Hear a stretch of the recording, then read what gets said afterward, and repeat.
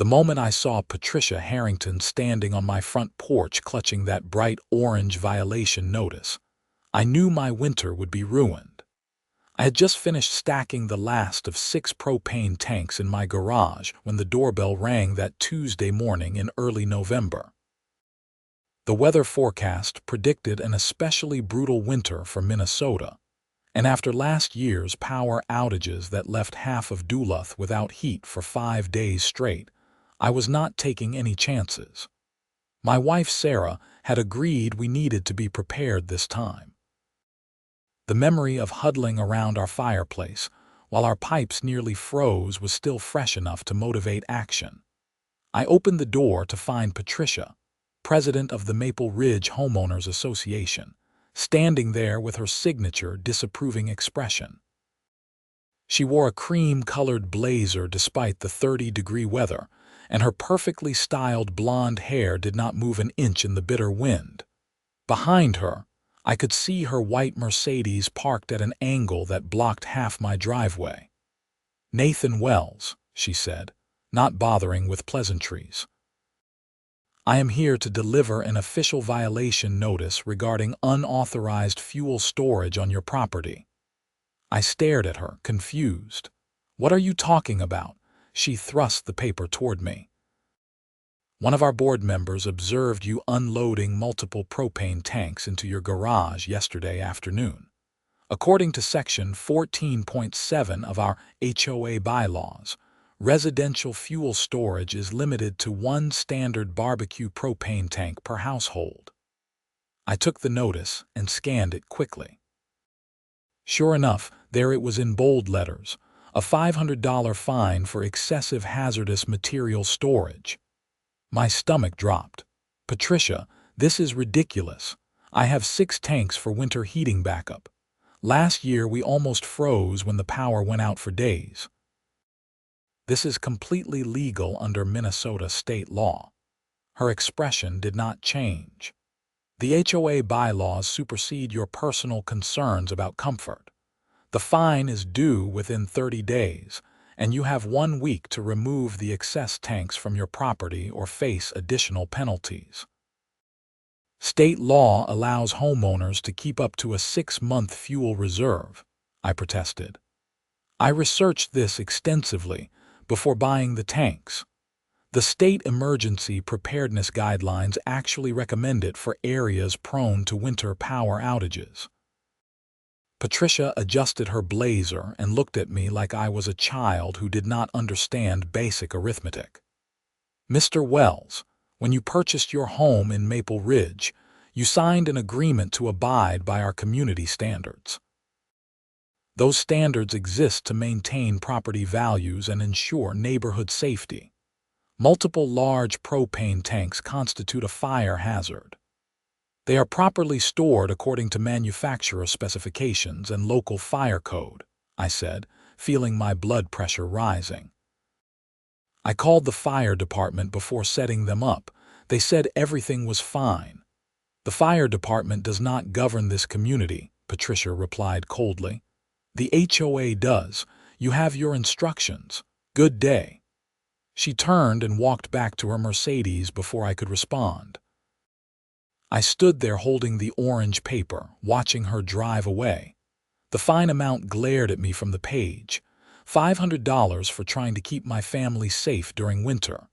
It was absurd. Sarah came to the door, wrapping her cardigan tighter around herself. "Who was that?" "Patricia from the HOA.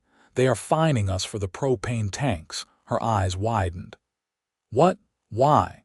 I handed her the notice and explained the situation while she rayed. Her expression shifted from confusion to anger as she processed the information. "This cannot be legal," she said.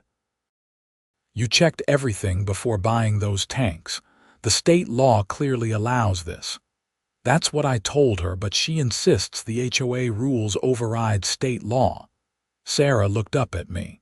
"Nathan, HOA rules cannot override state law. That's not how any of this works." She was right, of course. I worked as an accountant, not a lawyer, But even I knew that municipal and state regulations took precedence over private community agreements. The question was whether fighting this was worth the time and money it would require. "We should contact a lawyer," Sarah suggested. "That will cost money too," I pointed out. "Maybe even more than the fine.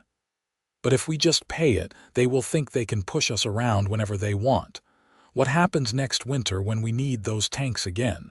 She had a valid point. We had moved into Maple Ridge 3 years ago, attracted by the well-maintained streets and good schools for our 2 kids. The HOA had seemed reasonable at first, mostly concerned with lawn care and exterior paint colors. But Patricia had been elected president 8 months ago, and since then, the organization had become increasingly aggressive about enforcement. Our neighbor 2 houses down had been fined for putting up Christmas lights before December 1st. Another family on our street received a violation notice because their teenage son's car had a small dent in the bumper, which apparently violated the vehicle appearance standards. I closed the door and walked to my home office, Sarah following behind me. I pulled up the Minnesota state statutes on my computer and found the relevant section quickly enough. Minnesota Statute 299 F.26 explicitly permitted homeowners to maintain fuel reserves for heating and emergency purposes, with specific allowances for up to 6 months of supply based on household size and heating requirements. The statute had been strengthened after the severe winter of 2019 when several people died from hypothermia during extended power outages. "Look at this," I said, pointing to the screen. "The state law is crystal clear. Not only is it legal, it is actually encouraged for emergency preparedness." Sarah leaned over my shoulder to read. "So what do we do? First, I am going to write a response to the HOA citing this statute and requesting they rescind the fine. If they refuse, then we will consider legal action." I spent the next hour drafting a detailed letter. I cited the specific statute, included references to the state emergency management guidelines, and attached a copy of the fire department's approval of my storage setup. I made sure to keep the tone professional but firm, making it clear that I understood my legal rights and was not going to simply roll over. The next morning, I drove to the HOA office located in a small building near the neighborhood entrance. The office was only open 2 days a week, and I wanted to deliver my response in person rather than waiting for mail. A young woman named Jennifer worked at the front desk, handling administrative tasks for the HOA. "Hi, I need to submit a formal response to a violation notice," I told her, placing my envelope on the counter. Jennifer took it with a sympathetic smile. "Let me guess, Patricia got you." I could not help but laugh a little. "Is it that obvious?" "She has been on a tear lately," Jennifer said quietly, glancing toward the closed door of the back office. "Between you and me, half the neighborhood is ready to vote her out at the next election." "When is that?" "Not until next summer, unfortunately. Annual elections are always in July." I thanked her and left, feeling slightly better knowing I was not the only one frustrated with Patricia's authoritarian approach. But that small comfort faded when I received a response just 3 days later. The letter was brief and dismissive. Patricia, writing on behalf of the HOA board, acknowledged receipt of my concerns but stated that the board had reviewed the matter and stood by their original decision. The letter claimed that HOA covenants, conditions, and restrictions, known as CC and Articus, were legally binding contracts that homeowners agreed to follow. While state law might permit certain activities, the HOA maintained the right to impose stricter standards within the community. The fine remained in effect, and I still had less than a week to remove the extra propane tanks. I called Sarah at work to tell her the news. They are not budging. Patricia is doubling down. Then we need to get a lawyer, she said without hesitation. That evening, I contacted 3 different attorneys who specialized in HOA disputes. The first 2 wanted retainers that exceeded the fine itself, which made me question the wisdom of this approach. But the third, a lawyer named Robert Chen, offered a different perspective. "Mr. Wells, I will be honest with you," Robert said over the phone. "Taking this to court will likely cost more than $500 even if you win. However, this is not really about the money, is it?" "No," I admitted. "It is about the principle and making sure this does not happen again." Then I would suggest a different approach first. In Minnesota, HOA disputes can be resolved through the state's Common Interest Community Board. It is a much less expensive process than litigation, and the board has authority to review HOA actions for compliance with state law. The filing fee is only $75. That sounded much more reasonable. Robert walked me through the process of filing a complaint with the SICP, and I got started on the paperwork that same night. Meanwhile, the deadline for removing my propane tanks was rapidly approaching. I decided to leave them exactly where they were. If the HOA wanted to escalate this situation, so be it. I was prepared to fight. The following Monday, I received another notice from the HOA. This one informed me that since I had failed to comply with the original violation, I was now being fined an additional $500, bringing the total to $1,000. Furthermore, the HOA was imposing a lien on my property until the fines were paid in full. A lien on my house. For legally stored heating fuel, I immediately called Robert Chen. "They just put a lien on my property. Can they do that?" "Unfortunately, yes," Robert said. "HOAs have broad authority to place liens for unpaid fines and fees.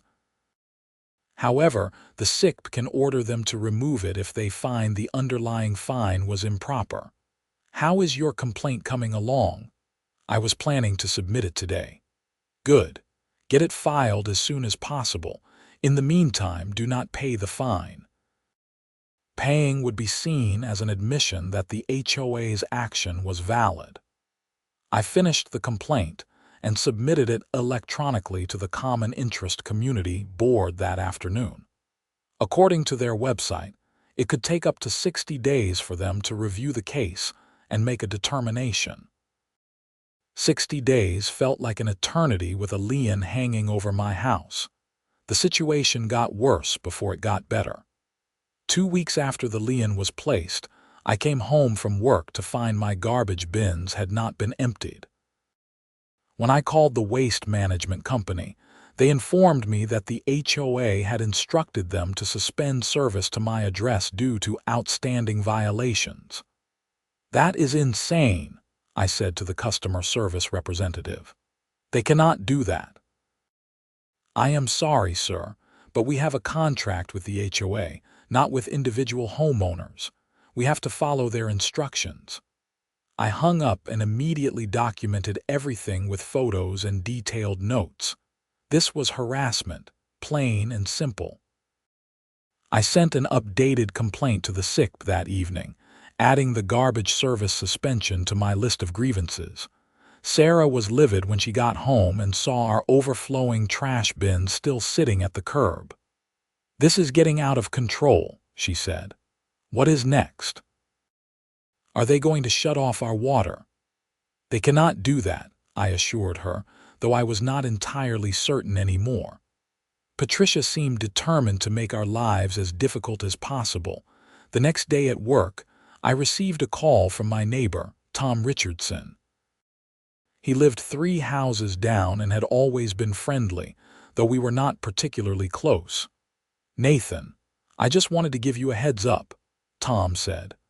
"Patricia came to my house last night asking questions about your propane tanks.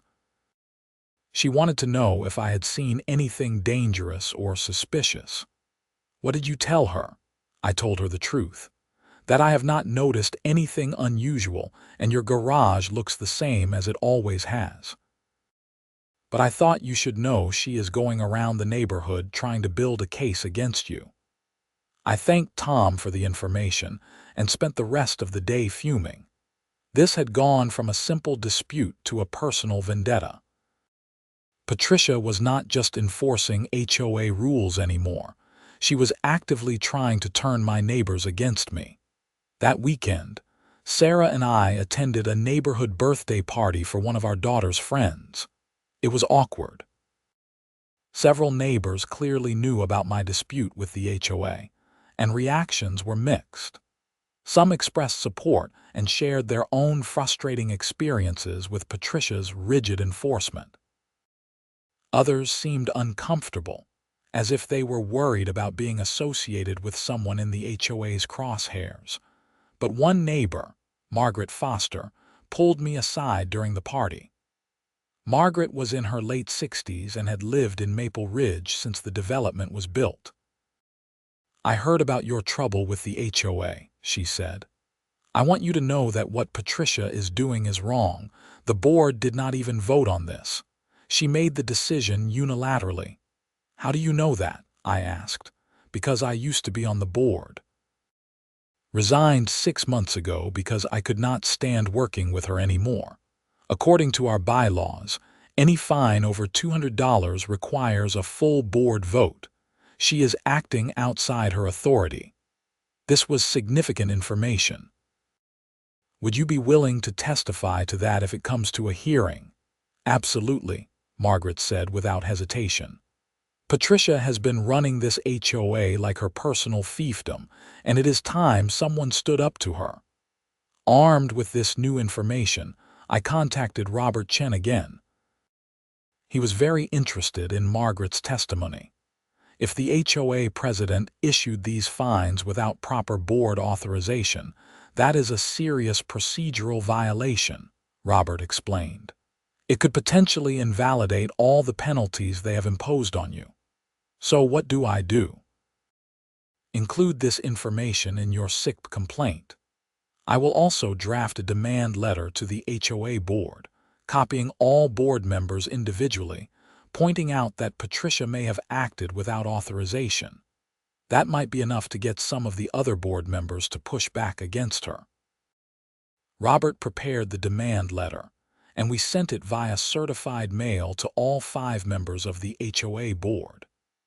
In the letter, we cited Margaret's testimony about the lack of a proper vote and demanded that the board hold an emergency meeting to review Patricia's actions. The response came faster than I expected. 3 days later, I received a phone call from another board member, David Kaufman. He was a retired engineer who had served on the board for several years. "Mr. Wells, I received your letter, and I want to apologize," David said. "Several of us on the board were not aware that Patricia had issued these fines or placed a lien on your property. This should have been brought to the full board for a vote." "So what happens now?" I asked. "We are convening an emergency board meeting tomorrow night." Patricia is not happy about it, but 3 board members demanded it, so she has no choice. I cannot make any promises about the outcome, but I wanted you to know that not everyone on this board agrees with how this situation has been handled. The next evening, Sarah and I attended the emergency HOA board meeting. It was held in the community room of a local church, and about 20 other homeowners showed up as well, curious about the drama. Margaret was there, as was Tom Richardson and several other neighbors who had expressed support. Patricia sat at the head of the table, flanked by the 4 other board members. Her expression was icy as Sarah, and I took seats in the front row of the audience section. David Kaufman called the meeting to order and explained that the board was reviewing the fines and penalties issued to my property. He asked Patricia to present her side first. Patricia stood and launched into a presentation about fire safety, property values, and the importance of enforcing community standards. She showed photos she had taken of my garage with the propane tanks visible inside, claiming they posed a clear danger to the neighborhood. She referenced the HOA's CC and Articus, and argued that homeowners had a responsibility to follow the rules they agreed to when purchasing their properties. When she finished, David asked if I would like to respond. I stood, my hands slightly shaking from nerves. Public speaking had never been my strength, but this was too important to let fear win. First, I want to address the safety concerns, I began. These propane tanks are stored according to manufacturer specifications and local fire codes. I consulted with the Duluth Fire Department before setting them up, and they found no issues. I have documentation of that approval, which I will provide to the board. I handed copies to each board member and continued. Second, Minnesota state law explicitly allows homeowners to maintain fuel reserves for heating and emergency purposes. This is not just permitted, it is encouraged by the state's Emergency Management Division, especially after the deadly power outages we experienced in recent winters. The law allows for up to a 6-month supply, and I have stored significantly less than that. I paused to let that sink in. Third, and most importantly, these fines were apparently issued without a full board vote, in violation of your own bylaws. According to former board member Margaret Foster, any penalty over $200 requires board approval. Ms. Harrington acted unilaterally, outside her authority as president. Patricia's face reddened. That is not how this works. As president, I have discretion to handle enforcement matters. Not according to the bylaws, Margaret interjected from the audience. Section 8.3 is very clear about the voting requirements for fines and penalties. Another board member, Linda Santos, spoke up. Margaret is right. I just reviewed the bylaws before this meeting. Fines over $200 must be approved by a majority vote of the board. Patricia looked around the table, clearly realizing she was losing control of the situation. The board gave me general authority to enforce violations at the beginning of my term. General authority does not mean unlimited authority, David said firmly. We never voted on this specific matter, Patricia. You should have brought it to us before issuing $1,000 in fines and placing a lien on Mr. Wells's property. The meeting continued for another hour, with various board members asking questions and reviewing documents. Sarah testified about the garbage service suspension, which several board members seemed particularly disturbed by. One of them, a woman named Carol Diaz, said she had never authorized suspending anyone's basic services and was shocked that Patricia had done so. Finally, David called for a vote.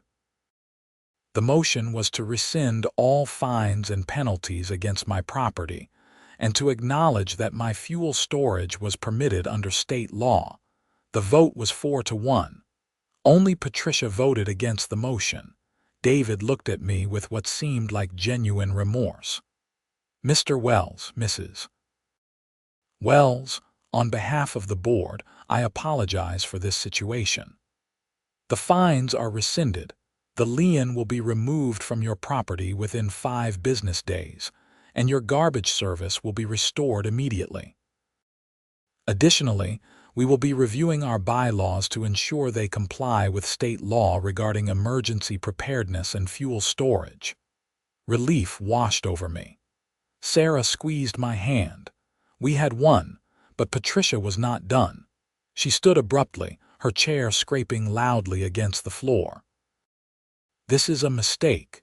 You are setting a dangerous precedent and undermining the authority of this board. No, Patricia, David said calmly. We are correcting an error and following the law. That is what we should have done from the beginning. Patricia grabbed her purse and stormed out of the meeting without another word. The room was silent for a moment, then someone in the audience started clapping. Others joined in, and soon most of the room was applauding. After the meeting ended, several neighbors came up to congratulate us and thank us for standing up to Patricia. Tom Richardson shook my hand. "I am glad you fought this, man. She needed to be put in her check." Margaret gave Sarah a hug. "I am proud of both of you." Too many people just accept whatever the HOA says without question. As we drove home that night, I felt a mix of emotions. Relief, certainly, but also exhaustion. The past month had been stressful and all-consuming. But there was also satisfaction in knowing we had done the right thing, not just for ourselves but potentially for the entire neighborhood. "You think Patricia will resign?" Sarah asked. "I doubt it," I said. "She does not seem like the type to admit defeat." I was right. Over the next few weeks, Patricia remained as HOA president, but her power was clearly diminished. The board began reviewing other fines and penalties she had issued, finding several more instances where she had acted without proper authorization. At least 3 violations were rescinded, and the affected homeowners were refunded their fines. The lien on my property was removed as promised, and my garbage service was restored. I kept detailed records of everything, including all the correspondence and documents from the sick complaint, which I eventually withdrew since the matter had been resolved.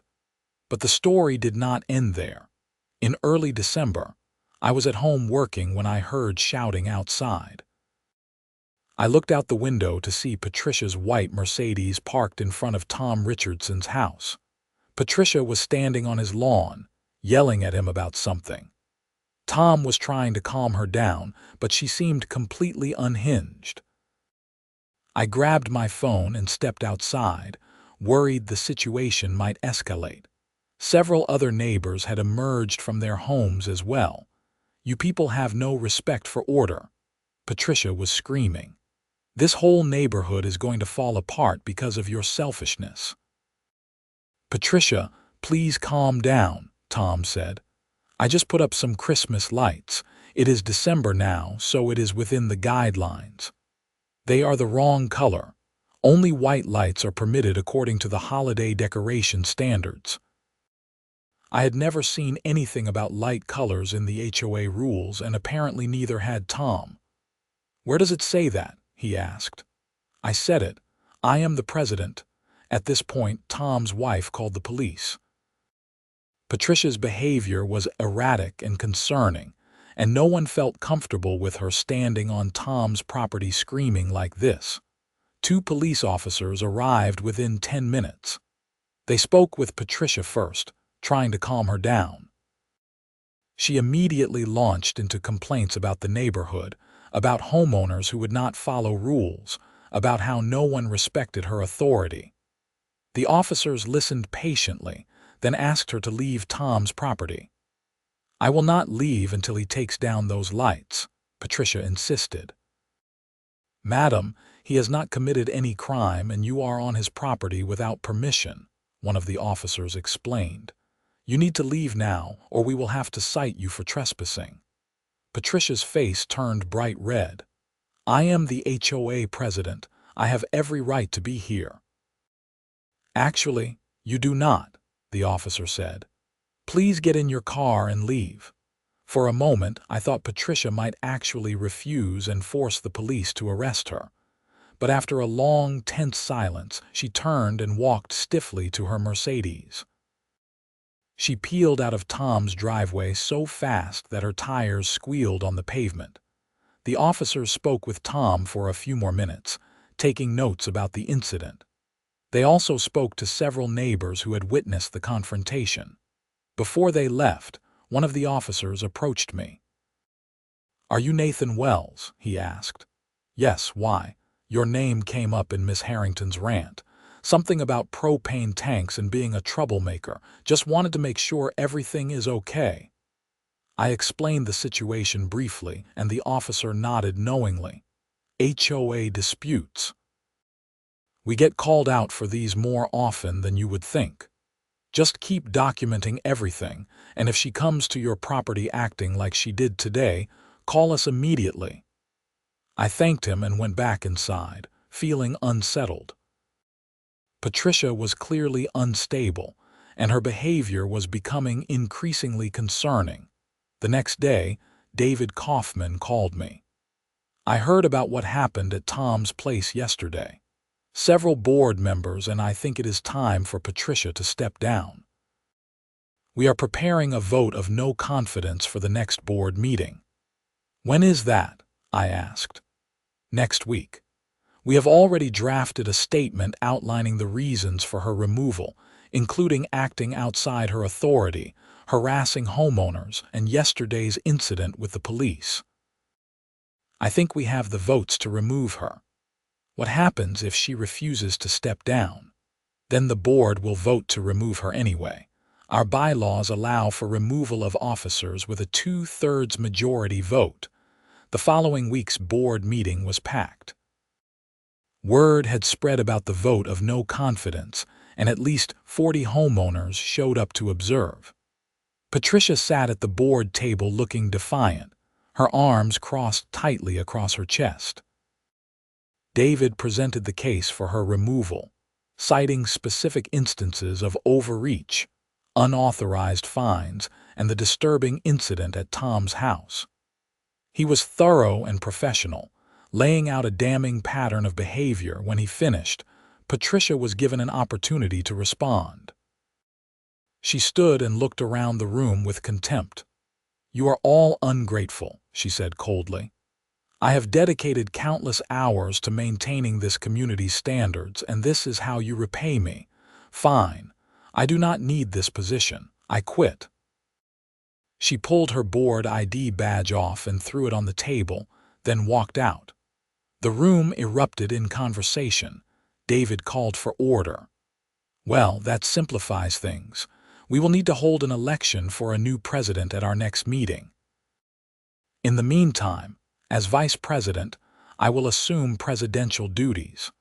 The rest of the meeting proceeded smoothly, and there was an almost palpable sense of relief in the room.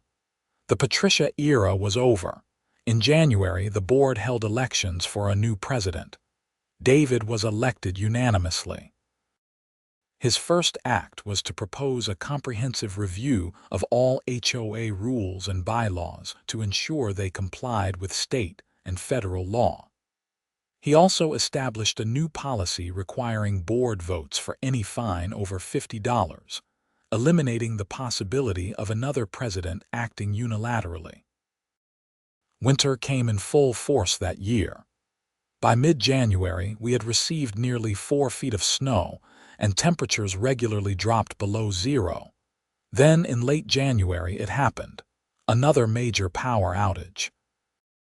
A severe ice storm knocked down power lines across northern Minnesota, and our neighborhood was without electricity for 3 days.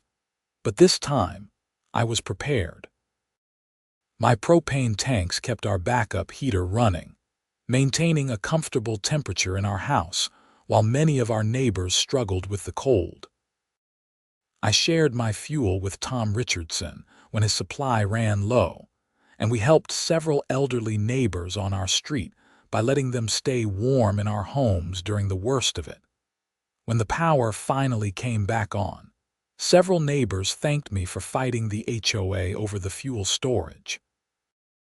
"If you had given in and removed those tanks, you would have been as miserable as the rest of us," one woman said. Even David Kaufman acknowledged the vindication. "I owe you an apology, Nathan. You were right to fight this. In fact, I am going to propose that the HOA actively encourage emergency preparedness rather than penalize it."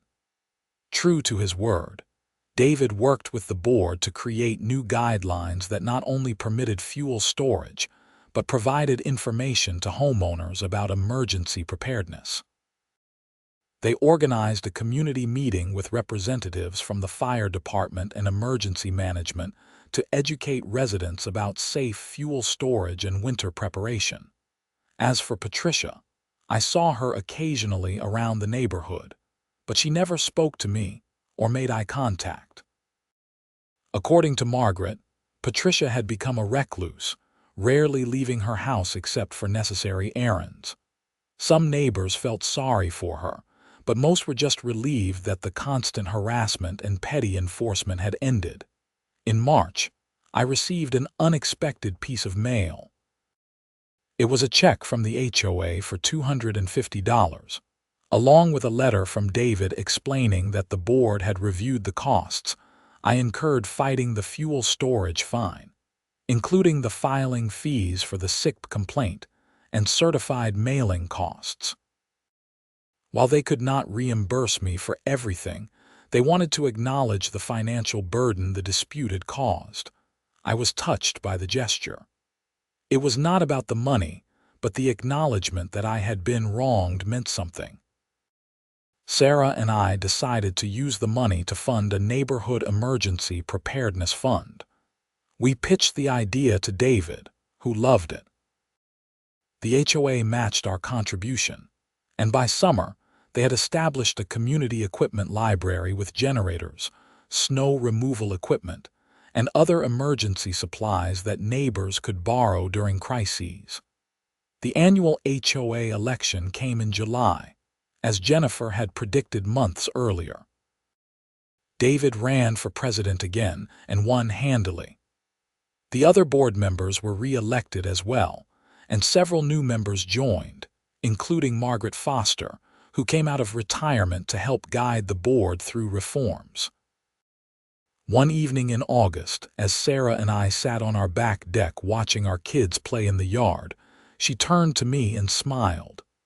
"You know, when this all started, I worried it would consume our lives," she said. "But looking back, I am glad you stood your ground. You changed things for the better." "We changed things," I corrected. "You were with me every step of the way." She squeezed my hand. "Do you think Patricia learned anything from all this?" I thought about it for a moment. Probably not. People like that rarely do, but I learned something. "What's that?" "That HOAs do not have to be tyrannical. With the right leadership and a commitment to following the law, they can actually serve their intended purpose of maintaining and improving a community. We have a good board now. David listens to homeowners, follows proper procedures, and genuinely cares about making this a better place to live. And we have heat for next winter," Sarah added with a laugh. "That too," I agreed. As summer turned to fall and fall gave way to another Minnesota winter, I often thought about how close I had come to just paying that initial $500 fine and removing my propane tanks. It would have been easier in the short term, certainly less stressful. But it would have been wrong, and it would have set a precedent that the HOA could ignore state law and bully homeowners with impunity. Standing up to Patricia had been difficult and sometimes frightening. There were moments when I doubted whether it was worth the fight. But in the end, it absolutely was. Not just for me, but for the entire community. The neighborhood had changed in subtle ways since the conflict ended. People seemed more engaged with the HOA, more willing to speak up when they disagreed with something. Attendance at board meetings had increased, and homeowners were taking a more active role in community decisions. The culture of fear that Patricia had created was gone, replaced by something healthier and more collaborative. In December, nearly a year after the original dispute began, the HOA held a holiday party at the community center. It was well attended and genuinely enjoyable, a far cry from the tense, anxious atmosphere that had pervaded neighborhood gatherings during Patricia's tenure. David pulled me aside during the party. "I wanted to thank you again, Nathan. What you did last year took courage, and it made all of this possible." He gestured around the room at neighbors laughing and socializing. "This is what an HOA should be, a community, not a dictatorship." I appreciated his words, but I knew the real credit belonged to everyone who had supported the fight. Sarah, Margaret, Tom, and the board members who ultimately did the right thing. As I drove home that night with Sarah and the kids, I looked at the houses in our neighborhood, many decorated with colorful Christmas lights of all different colors. No one was enforcing arbitrary rules about white lights only. No one was measuring to ensure decorations did not exceed approved sizes. People were simply enjoying their homes and the holiday season. In my garage, 6 propane tanks sat neatly arranged against the wall, ready to keep my family warm if another winter emergency struck. They were legal, they were safe, and they were staying exactly where they were. The whole ordeal had taught me an important lesson about the nature of rules and authority. Laws and regulations serve a purpose, but they have to be reasonable, and they have to serve the people they are meant to govern.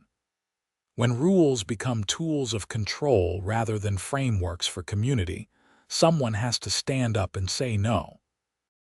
I was glad I had been that someone, even though it had been difficult, because in the end, it was not really about propane tanks or HOA fines. It was about the principle that homeowners have rights, that those rights are protected by law, and that no one, not even an HOA president with an inflated sense of authority, has the power to arbitrarily take those rights away. As winter deepened and the temperatures dropped, my propane tanks remained full, my family remained warm, and my neighborhood remained a place where people could live without fear of unreasonable harassment from their own homeowners association. That, more than anything else, made the entire fight worthwhile. I had stood up for what was right, the system had ultimately worked as it should, and my community was better for it. Sometimes the most important battles are not the ones fought on grand stages, but in small neighborhoods, over seemingly minor disputes that turn out to matter more than anyone initially realized. And if another HOA president ever tried to fine me for following state law and protecting my family, I would fight that battle all over again without hesitation. Because some principles are worth defending, no matter the cost.